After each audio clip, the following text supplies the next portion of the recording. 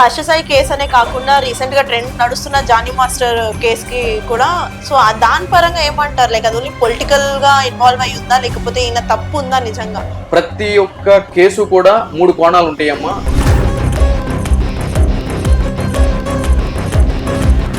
ఆ అసలైన కోణం బయటకు వచ్చిన తర్వాత మాత్రమే తెర ముందు కనిపించేది కాదు, తెర వెనక వేరేది ఉంది. రేప్ చేశాడు అని కంప్లైంట్ ఇచ్చిన వెంటనే చంపేస్తే యూజ్లెస్. అది ఎవరైతే ఈ విధంగా బ్రేకింగ్ న్యూస్ ఛానల్ చేసి ఇట్లా నిందితుడు రేప్ చేశాడని చెప్పి అంటున్నాయో,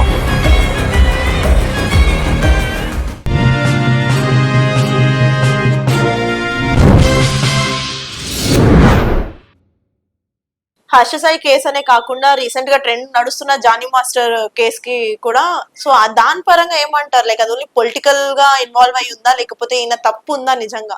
ఉంటే అది ఎలా? ప్రతి ఒక్క కేసు కూడా 3 కోణాలు ఉంటాయమ్మా. ఒక ఇంగ్లీష్ రచయిత చెప్పినట్టు, ఒకటి మీరు చూసే కోణం, 2 నేను చూసే కోణం, 3వది అసలు జరిగిన కోణం. సో ఒక జానీ మాస్టర్ తీసుకున్నా, అంతకుముందు రాజ్ తరుణ్ కేసు తీసుకున్నా, ఎవరి కేసు తీసుకున్నా కూడా తెర ముందు కనిపించేది కాదు, తెర వెనక వేరేది ఉంది.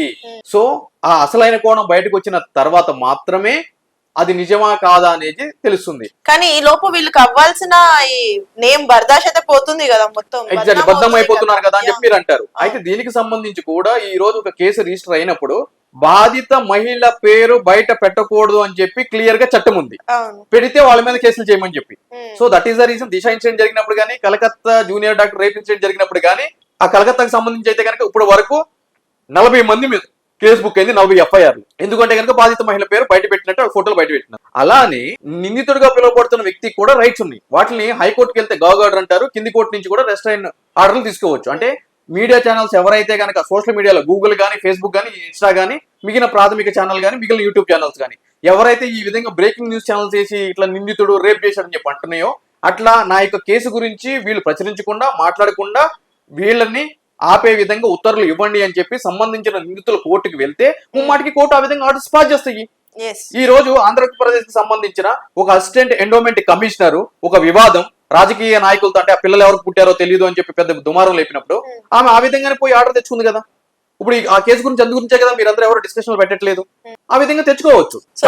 జరిగినప్పుడు ఎంతైతే హల్చల్ చేసి న్యూస్ ట్రెండ్ చేస్తున్నారో దాని యొక్క రిజల్ట్ ఏదైతే నెగిటివ్ పాజిటివ్ వచ్చినప్పుడు కూడా అంతే మాట్లాడితే సొసైటీలో ఏది నిజం ఏది అబద్ధం అనేది అర్థమవుతుంది. వెంటనే శిక్ష తీసుకోవడం వల్ల, శిక్ష వేయడం వల్ల వాళ్ళకి వీళ్ళకంటూ ఒక భయం ఏర్పడుతుంది. ఎగ్జాక్ట్లీ. ఎలాంటి ఇప్పుడు రేప్ జరిగింది, వాడిని అర్జెంట్ గా ఉరేసేయండి, చంపేయండి అని మనం కామెంట్స్ లో చూస్తాము. బట్ మీరు చెప్పిన ప్రకారంగా అయితే దానికి ఒక ప్రాసెస్ ఉంటుంది, ఎగ్జామిన్ చేసే ప్రాసెస్. ఎందుకంటే మనం రేప్ చేశాడు అని కంప్లైంట్ ఇచ్చిన వెంటనే చంపేస్తే యూజ్లెస్. అది అక్కడ దాన్ని మిస్యూజ్ చేసుకుంటున్నారు కాబట్టి. దిశ ఇన్సిడెంట్ జరిగినప్పుడు సజ్జనార్ గారు ఎన్కౌంటర్ చేసినప్పుడు ప్రజలందరూ కూడా పూల వర్షం కురిపించి రియల్ హీరో అని చెప్పి అన్నప్పుడు నేను ఒక్కడనే వ్యతిరేకించాను. అది చట్ట వ్యతిరేకము. ఇప్పుడు వరకు ఎంతో మంది ఆడపిల్లలకి ఇటువంటి అన్యాయం జరిగింది. మరి అన్ని కేసుల్లో ఎన్కౌంటర్ చేయండి. ఒక ప్రాపర్ ట్రయల్ జరగకుండా మీరు ఎన్కౌంటర్ ఎందుకు చేశారు? ఎందుకంటే కనుక ఈ కుట్ర వెనక వేరే కోణం దాగి ఉంది, వాళ్ళందరూ బయటకు రావాల్సిన ఆవశ్యకత ఉంది అని చెప్పి మీలాంటి ఒక ఛానల్ కి నేను ఇంటర్వ్యూ ఇస్తే కింద నాకు 152,000 కామెంట్లు పెట్టారు. నీకు అక్క లేదా, నీకు చెల్లి లేదా, నీకు పెళ్ళం లేదా, నీకు తల్లి లేదా, అది లేదా, ఇది లేదా అని చెప్పని. ఇప్పుడు సమాజంలో కాయిన్ కి 2 వైపుల కోణాన్ని నాలాంటి వ్యక్తులు చూపించకపోతే, నేను కూడా ప్రజలు ఎటుపోతున్నారు అట్లనే పోతే మరి నిజాన్ని ఎవరు చూపించాలి సమాజానికి? ఈ రోజు ఏం చెప్పింది సుప్రీంకోర్టు? అదే మాట కదా నేను చెప్పింది. నేను డే 1 ఏం చెప్పాను, సుప్రీంకోర్టు కూడా అదే చెప్పింది. దట్ ఈస్ అబ్సల్యూట్లీ రాంగ్ అని చెప్పని కమిషన్ కూడా అదే రిపోర్ట్ ఇచ్చింది.